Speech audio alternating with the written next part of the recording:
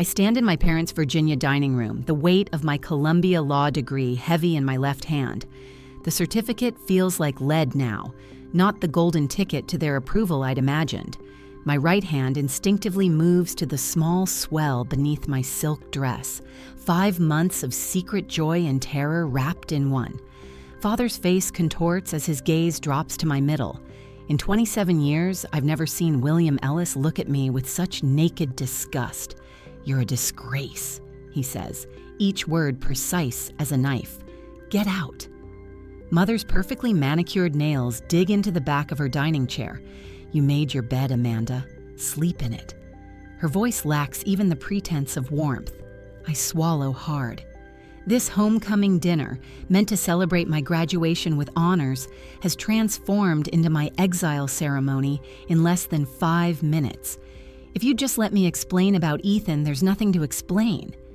Father cuts me off, straightening his tie as if my very presence has disarranged it.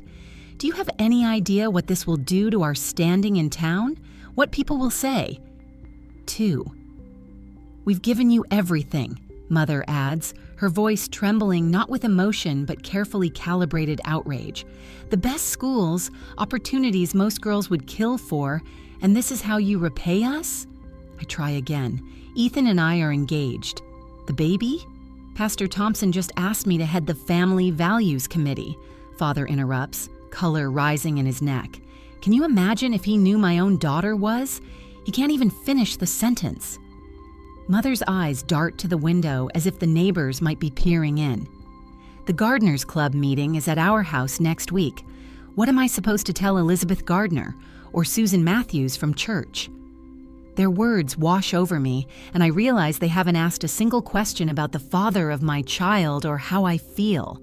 All they see is the threat to their carefully curated image. "You are not welcome in this house while carrying that mistake," Father declares, pointing at my belly. His words unlock a memory from years ago, my 15th birthday. I'd been offered an art scholarship to a prestigious summer program in New York. When I showed Father the acceptance letter, his smile never reached his eyes. "Art is a hobby, Amanda, not a future. And Ellis always puts family reputation first. I've already enrolled you in the business leadership camp instead." I remember how I'd nodded, swallowing my disappointment, tucking away my sketches. It wasn't the first time I'd abandoned something I loved for his approval, nor the last.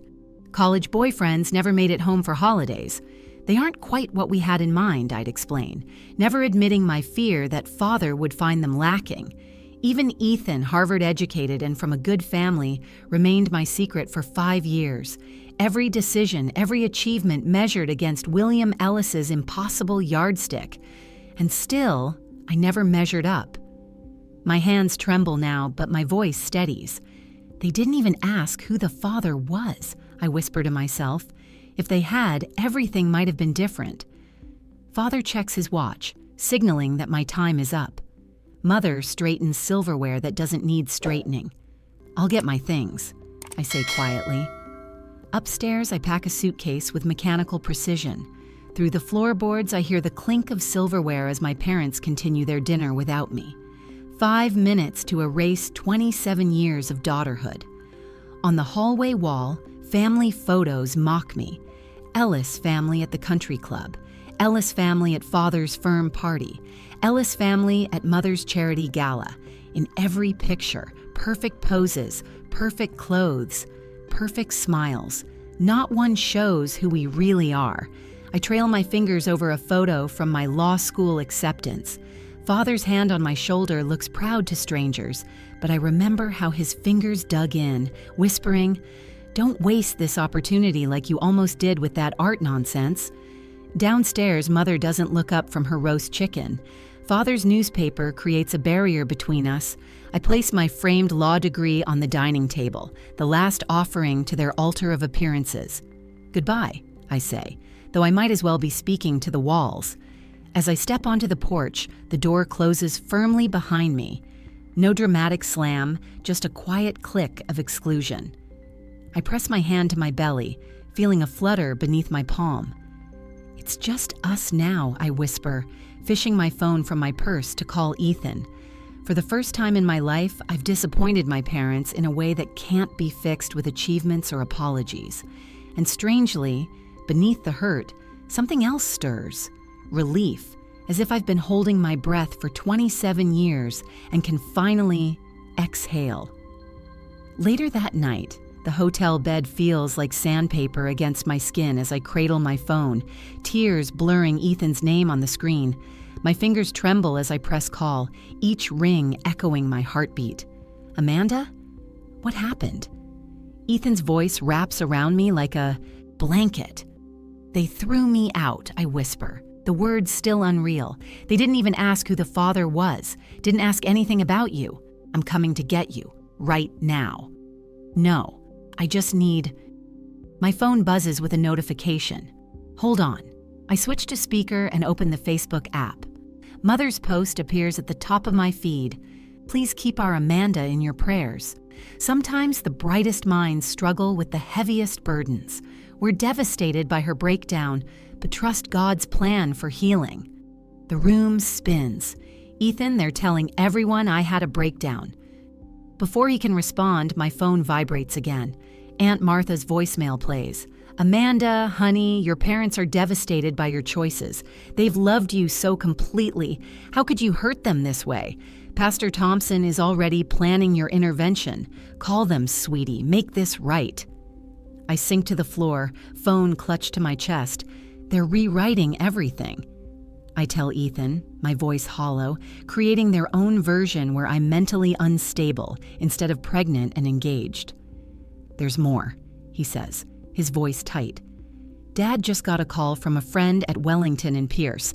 Your father contacted the senior partners about, we're considering your job offer, something about family concerns regarding your stability. The air leaves my lungs. William Ellis, who built his reputation in Virginia business circles over 30 years, is using those connections to destroy my future before it begins. He's trying to make me desperate, I say, surprising myself with how calm I sound. If I can't work, I'll need their money. Mother's using the social pressure. He's using financial leverage. Amanda, listen to me. We aren't playing their game. My father wants to speak with you. The phone rustles and Charles Caldwell's deep voice fills the line. Amanda, you're family now. Do you understand? We protect our family. Something shifts inside me, like tectonic plates realigning. I stand, wiping tears from my face with the back of my hand. This isn't about shame, I tell him, clarity crystallizing. It's about control. Precisely, Charles says. Now, I've already sent a car to bring you to us. Pack your things. I couldn't impose. Nonsense. Grace is preparing the East Suite as we speak. Madison is practically bouncing off the walls to see you, and our family lawyer will contact your firm first thing tomorrow. Grace is our Grace.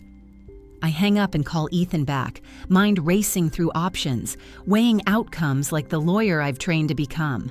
I'll accept your father's help. You don't sound like you've been crying anymore, Ethan notes. I haven't been. Something changed when I heard your father's voice, like finally seeing the board when you've only been staring at one chess piece. 2 hours later, the Caldwell family driver helps me with my single suitcase. We pass through wrought iron gates and follow a winding driveway bordered by ancient oak trees. The Georgian mansion rises before us, 14 bedrooms behind stately columns, windows glowing gold against the evening sky. On the wide front steps stands Charles Caldwell, silver-haired and straight-backed.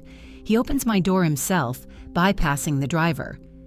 "Welcome home, sweetheart," he says, helping me out with a gentleness my own father never showed. Grace appears in the doorway, her face warm with genuine concern. "The suite is ready whenever you'd like to rest. No rush at all." Madison barrels past her mother, throwing her arms around me. "I'm going to be an aunt. This is the best news ever." Their welcome washes over me in waves, each kind word, each touch on my arm a stark contrast to the icy rejection hours before. Yet beneath the gratitude, an emptiness expands. These people, practically strangers despite my 5-year relationship with their son, offer what my own blood could not, unconditional acceptance. In the grand foyer, Ethan waits, hands behind his back. He drops to one knee as I approach, revealing an emerald ring glinting in an antique gold setting. My grandmother's, he explains. Dad had it sized for you last month when I told him our plans. The ring slides perfectly onto my finger, another piece of evidence that the Caldwells prepared to welcome me while my own parents prepared to cast me out. Later, in the guest suite larger than my childhood bedroom, I stand at the window overlooking manicured gardens, silvered by moonlight. The hollow victory tastes bittersweet, finding home with strangers instead of those who raised me. My phone buzzes with another of Mother's social media proclamations. William and I thank you for the outpouring of support during this difficult time. Family is everything. We pray Amanda returns to us soon. I turn off my phone, place one hand on my belly and the other on the emerald ring. We have a family, I whisper to my child, just not the one I expected. I wake to sunlight streaming through unfamiliar curtains, momentarily disoriented until my hand finds the small swell of my belly. 3 days at the Caldwell estate, and I still expect to open my eyes to my childhood bedroom. Instead, I'm surrounded by the soft blues and creams of the guest suite Grace prepared with such care. My phone buzzes on the nightstand. Another text from Mother. We're praying for your return to reason. The pastor mentioned wayward children in his sermon yesterday. Everyone's concerned. I set the phone down without responding. Downstairs, the scent of coffee and cinnamon pulls me from bed. In the kitchen, Grace Caldwell stands at the massive island, her silver hair caught in morning light. There she is, Grace says, sliding a plate of cinnamon toast toward me. Sleep well, dear? Before I can answer, my phone lights up with a call from Father, fourth one this morning. I silence it, but not before Grace notices. They found out where you are, I explained, the toast suddenly drying in my mouth. Grace covers my hand with hers. Let them know. This isn't a secret to be ashamed of. Her eyes, so like Ethan's, crinkle at the corners. You're carrying our grandchild, too. Something in her matter-of-fact acceptance breaks through my carefully constructed walls. They're telling everyone I had a breakdown. I confess, Mother called the garden club yesterday, made a scene about losing her daughter, and someone's been calling the firm, anonymous concerns about my character issues. Grace's expression hardens. William always did prefer manipulation to honest conversation. How do you know my father? Charles and William have crossed paths for years. Our companies have occasional dealings. She refills my tea. Your father threatened one of our project managers yesterday, said his job would be in jeopardy if he didn't share your new address. The familiar knot forms in my stomach, but something else rises alongside it. Anger, sharp and clarifying. I need to document everything. I say, lawyer brain engaging despite my personal turmoil. Every call, text, every attempt to interfere with my job. Grace's approval warms me more than the tea. Smart girl. Protect yourself first. Later that morning, I sat cross-legged on the window seat, creating a detailed timeline on my laptop. Each manipulative text message, each missed call, each report from Charles about father's interference, all cataloged with dates, times, and potential witnesses.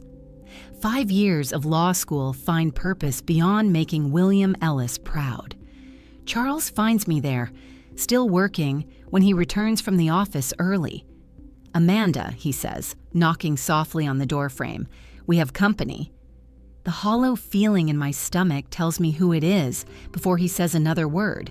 In the grand foyer, my parents stand like foreign dignitaries on hostile soil. Mother's cream suit bears not a wrinkle. Father's posture is bored straight as ever. Their eyes sweep over the soaring ceiling, the hand-carved staircase, the generations of Caldwell portraits with undisguised calculation. Amanda, Mother steps forward, arms outstretched as if for an embrace she knows I won't give. We've been so worried. Father doesn't bother with pretense. What exactly do you think you're doing here?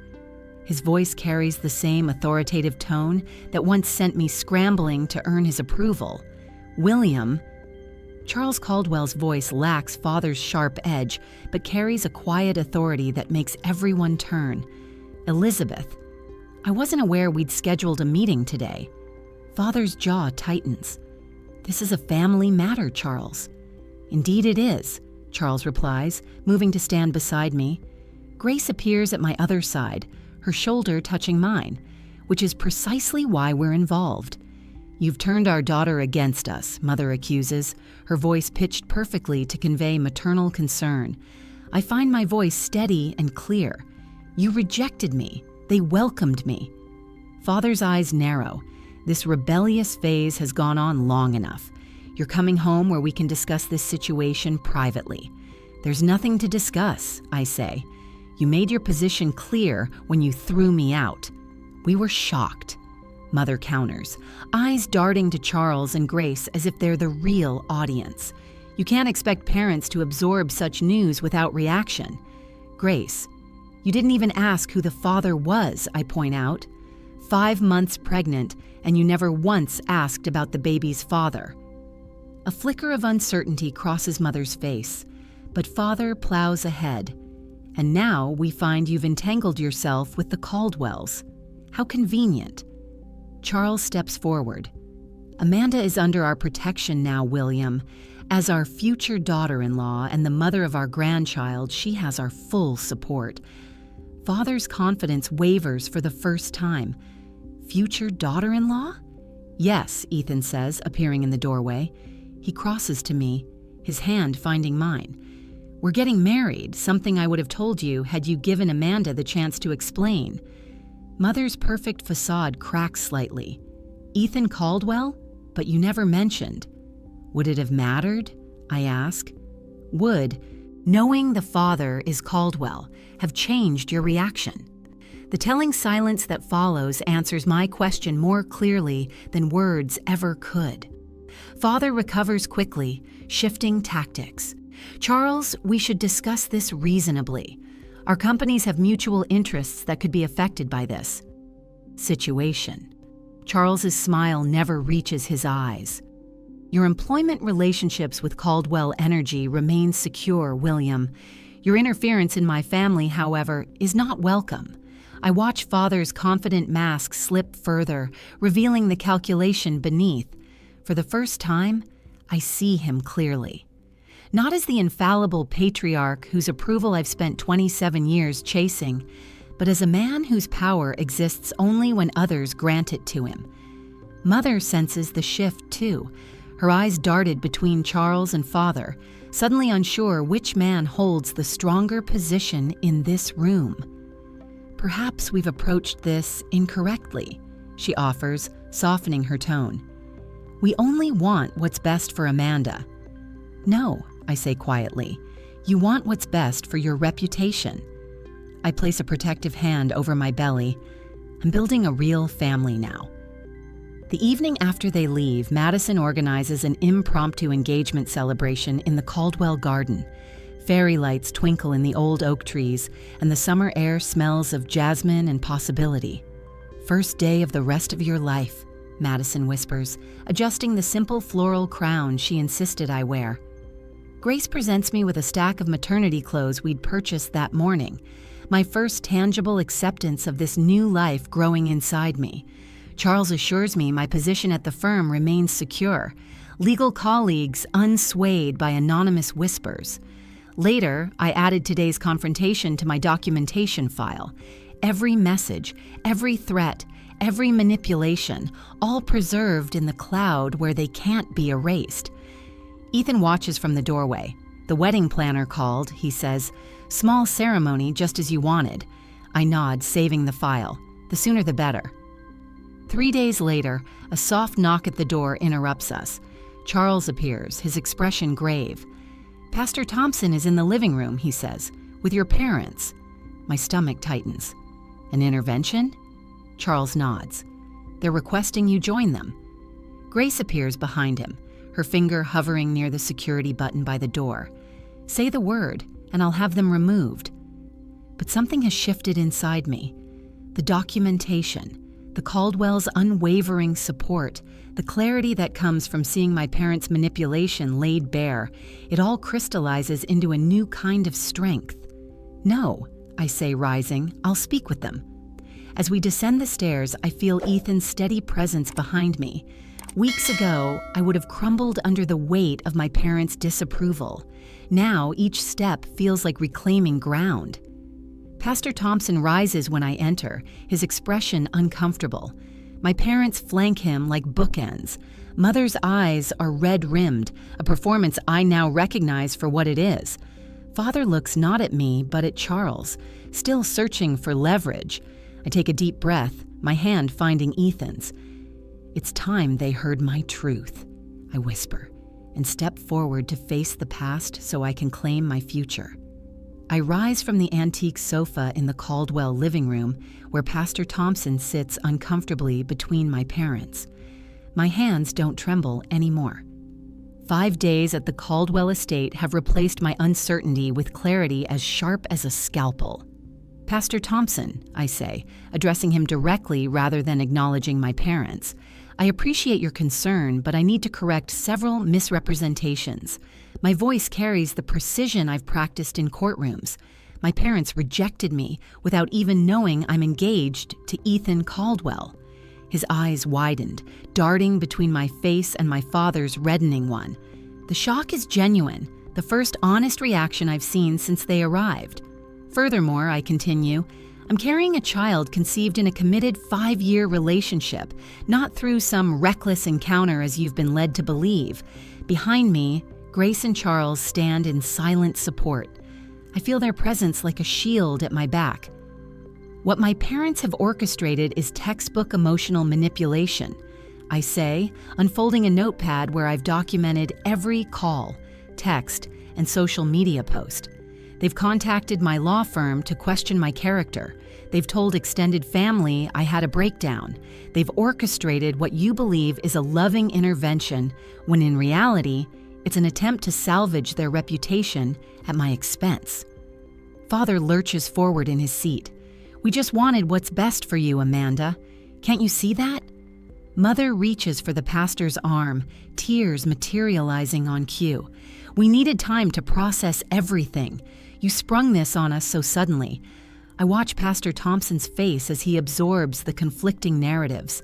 His gaze lingers on my mother's hand clutching his sleeve, then shifts to my father's, rigid posture.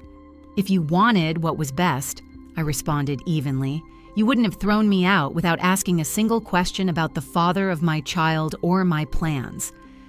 Father's jaw tightens. "This isn't the place for airing family business. I'm calling Daniel Hargrove at your firm on Monday. We'll see how excited they are about a new associate with your complications." A small smile touches Charles' lips as he steps forward. "Actually, William, I had lunch with Daniel yesterday. He was delighted to hear about Amanda and Ethan's engagement. The firm is fully supportive of their family plans." Father's face drains of color. Mother's tears vanish instantly, then reappear with renewed vigor when she notices Pastor Thompson watching. The calculated nature of her performance becomes painfully obvious. Pastor Thompson clears his throat. "Mrs. Ellis! Mr. Ellis! You didn't mention your daughter was engaged." His voice carries a note of dismay. "Or that the father was Ethan Caldwell." "Does that matter?" Father snaps. "The situation is inappropriate regardless." The pastor straightens in his seat. "Actually, it matters a great deal. You presented this as a case of a young woman making reckless choices who needed the church's guidance back to the right path." He turns to me. "Miss Ellis, Amanda, I sincerely apologize. The church should offer support during important life transitions, not judgment." Mother's fingers twist nervously in her lap. "Pastor, surely you understand our position as pillars of the community. What I understand," he replies gently, "is that I've been asked to participate in something quite different from what I was told." Charles steps forward, his manner relaxed and welcoming despite the tension. "Pastor Thompson, may I offer you some coffee? You've had quite a drive from town." "That would be lovely." "Thank you," the pastor replies, visibly relieved at the gesture of normalcy. Grace retrieves a small envelope from the side table. While Charles sees the coffee, perhaps you'd like to see our grandchild. She hands him the ultrasound photos, healthy and perfect in every way. Pastor Thompson's weathered face softens as he examines the images. Beautiful. Truly a blessing. Ethan moves to stand beside me, his arms slipping naturally around my waist. Amanda and I have been together for 5 years, Pastor. We met during our first week at Harvard and have been inseparable since. The timing of the baby surprised us, but our plans to build a life together have been in motion for years. Madison, Ethan's sister, brings over a small folder. We've just finished the engagement announcement for the town paper. Perhaps you'd like to see it? Throughout this coordinated response, I maintain my composure. Not with the rigid control I learned in my parents' house, but with the quiet dignity that comes from being surrounded by genuine support. Mother's eyes linger on the ultrasound photo still in Pastor Thompson's hands. Something flickers across her face, not the manufactured emotion she's displayed since arriving, but something raw and genuine. For a brief moment, I glimpsed the grandmother she might have been if appearances hadn't mattered more than love. Father notices nothing. His focus remains fixed on Charles, calculating power dynamics and finding himself outmatched. "William," Mother whispers, touching his arm. "Maybe we should listen." His head jerks toward her, betrayal flashing in his eyes. There's nothing to listen to. We're leaving. But Mother doesn't move. Her gaze returns to the ultrasound photo. "Is it a boy or a girl?" she asks softly. Father stands abruptly. "Elizabeth." She flinches but remains seated. "Just a moment, William." It's the first time I've ever seen her contradict him, however mildly, the first crack in their united front. Father looks down at her with cold disbelief, then turns and walks out alone. The front door closes with a decisive click.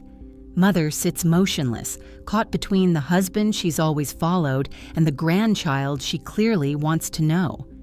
Pastor Thompson hands the ultrasound photo back to Grace with a nod of thanks.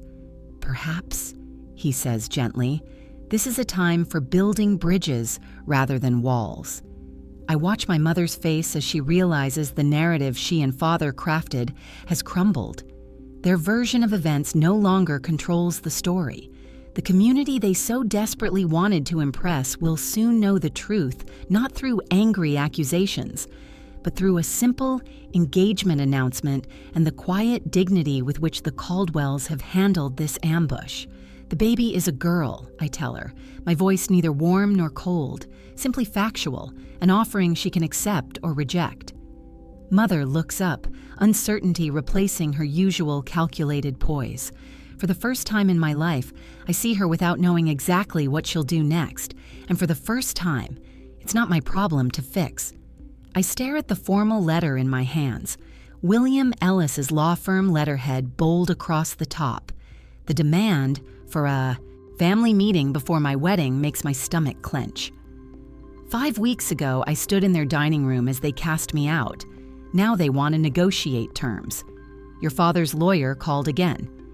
Charles Caldwell sits across from me at his mahogany desk, his voice calm but eyes sharp with concern. They're threatening a grandparent rights lawsuit. I trace the embossed letterhead with my fingertip. Mother's been calling every relative we have. Aunt Martha phoned me in tears yesterday, begging me to make peace with my parents before the baby comes.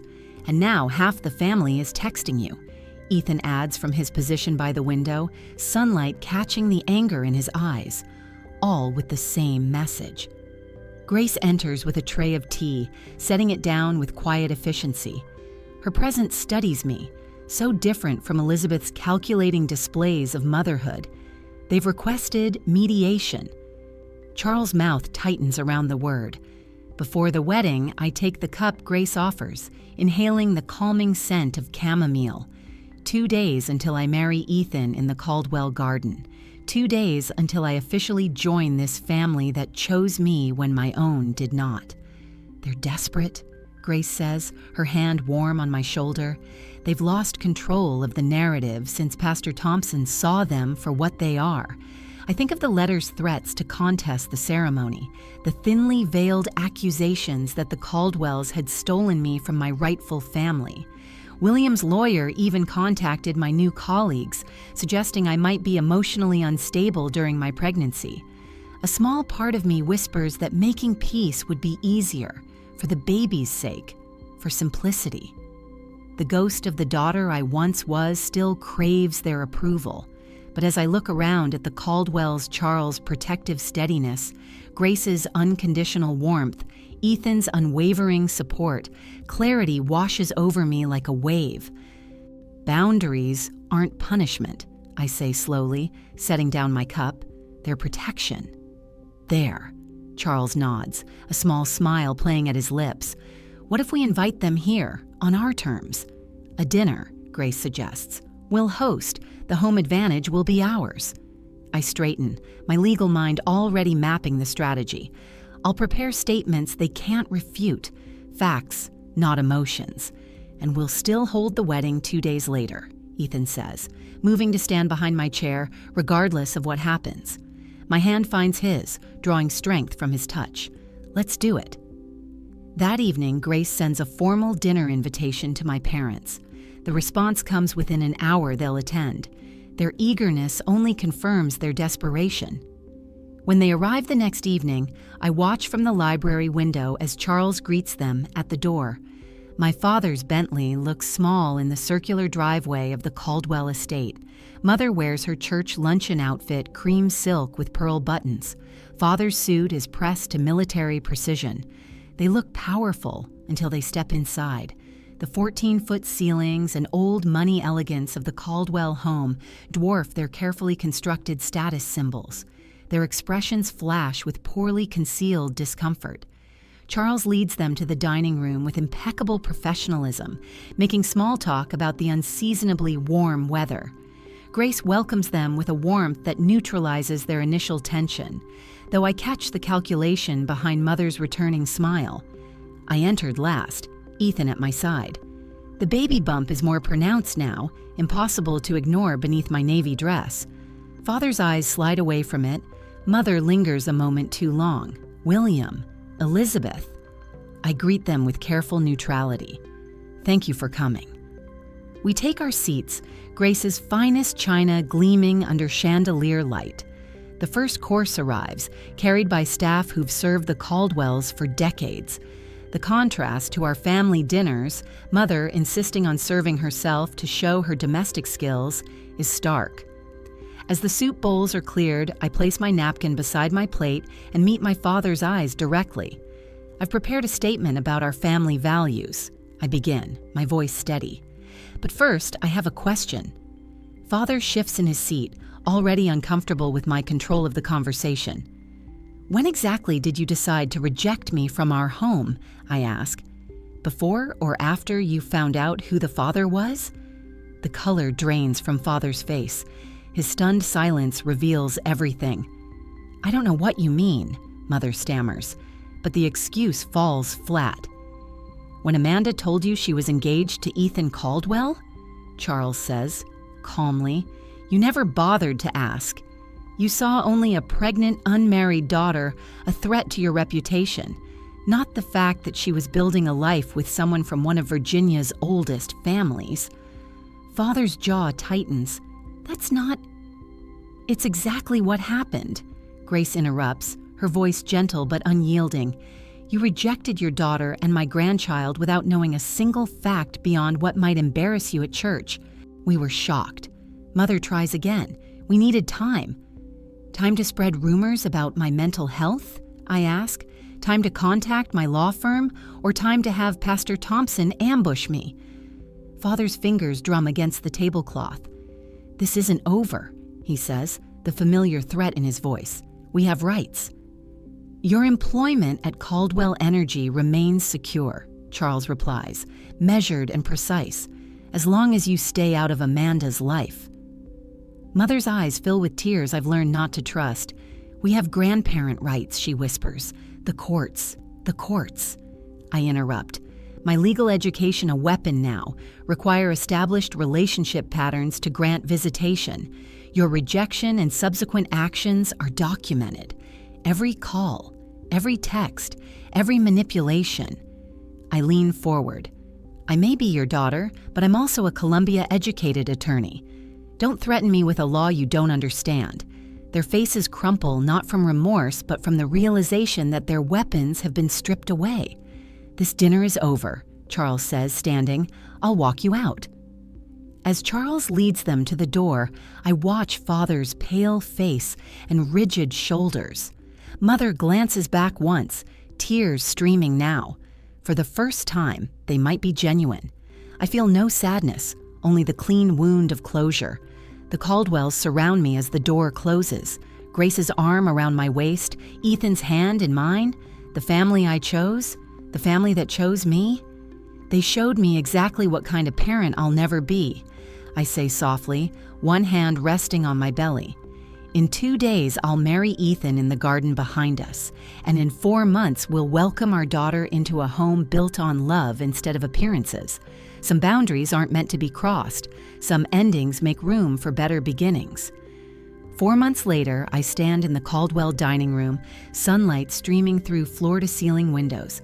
My Columbia Law degree now hangs proudly in Charles's study, his suggestion, not mine. My silk dress, the same one I wore that fateful night at my parents' home, stretches more noticeably over my 7-month bump now. Charles raises his crystal flute, the bubbling apple cider catching the afternoon light. To our daughter and grandchild, he announces, his voice warm and steady. Around the table, faces I've come to treasure beam back at me. Grace dabs at her eyes with a linen napkin. I never thought I'd be so blessed, she whispers, reaching for my hand across the polished mahogany. My phone buzzes against the table. My parents' number flashes on screen, the 3rd call this week. With a single swipe, I decline it. No panic rises in my chest, no desperate need to answer, just peace. Everything okay? Ethan asks, his hand finding the small of my back. Perfect, I answered, meaning it. 4 weeks ago, we married in the Caldwell garden. Nothing elaborate, just roses climbing white trellises, a string quartet playing Bach, and 40 guests who genuinely celebrated our union. My ivory dress showed my belly proudly. Ethan's eyes never left mine as we spoke our vows under Virginia's sky. Later that night, I wrote in my journal, "Love doesn't require earning." 4 words that took 27 years to learn. My law career began with surprising confidence. No shadow of parental expectation follows me into client meetings or court appearances.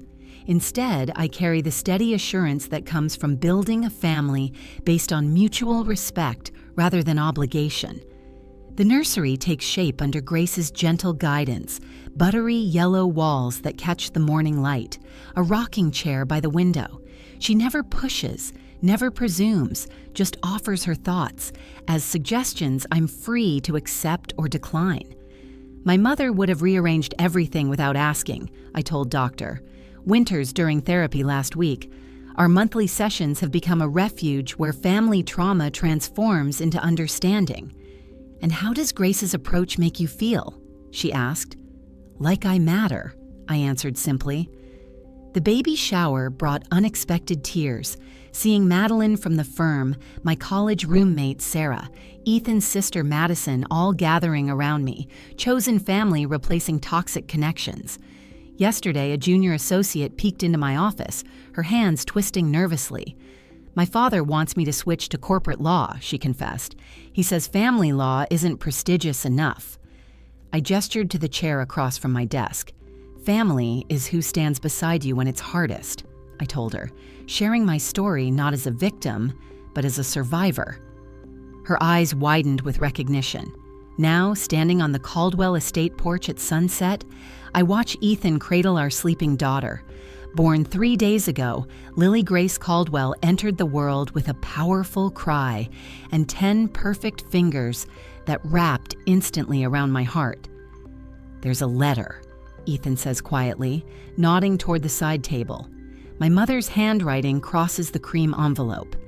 I open it carefully, reading Elizabeth's request for reconciliation, for a chance to meet her granddaughter. My response feels neither angry nor bitter, just clear.